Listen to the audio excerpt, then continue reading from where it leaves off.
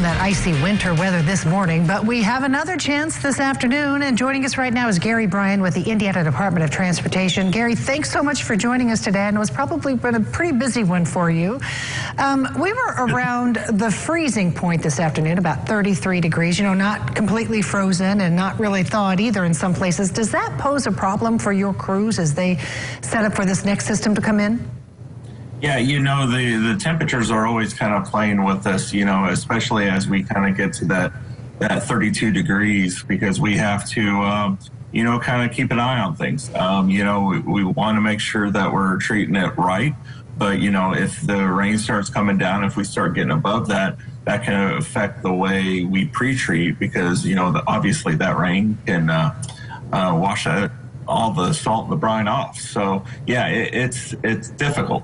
So when it does rain first and then moves into like freezing rain, can you do anything ahead of time, or is it just kind of you just have to wait for that rain to stop and then start treating or doing what you need to do then at that point?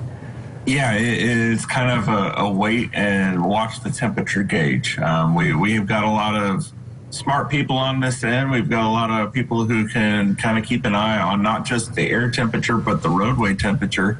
And when we start to see that switch over, when that ice starts to come, when we start to see that the roadways are getting colder, then that's when we can say, okay, let's get out there. Let's make sure we get on this right.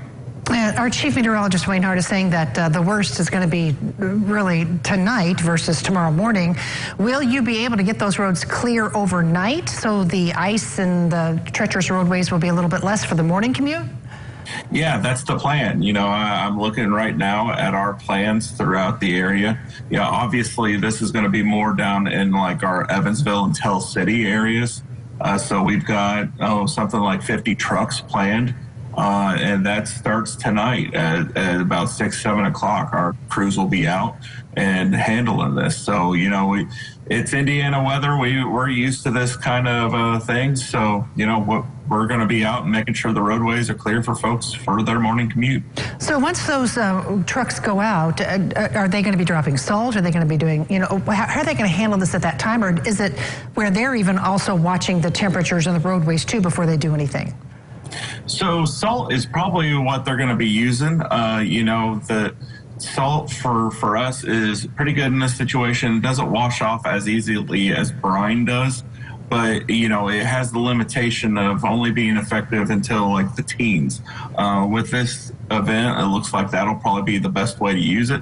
So again, we've got guys on this that know way more than I do, or a lot of us do, of how all this stuff works, and they've got a good game plan. Okay, that sounds good. Now, what advice do you have, though, for drivers that are out there on the road before this next round hits?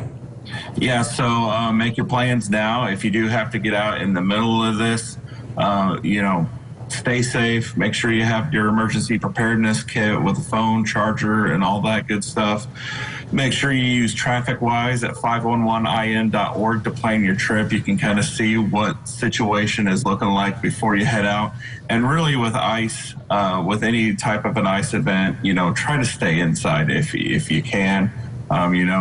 Big car, small car, ice doesn't care. It's going to be slippery. So, just give yourself extra time and make a plan before you have to head out. That sounds great. And also watch out for you guys' trucks. Give the snowplows and the snow trucks plenty of room. Okay. Definitely. All right, Gary, thank you so much for joining us. Gary Bryan with INDOT. I hope you all don't have to work too hard, but we appreciate you keeping our roads safe. Thanks so much. Be safe, everyone.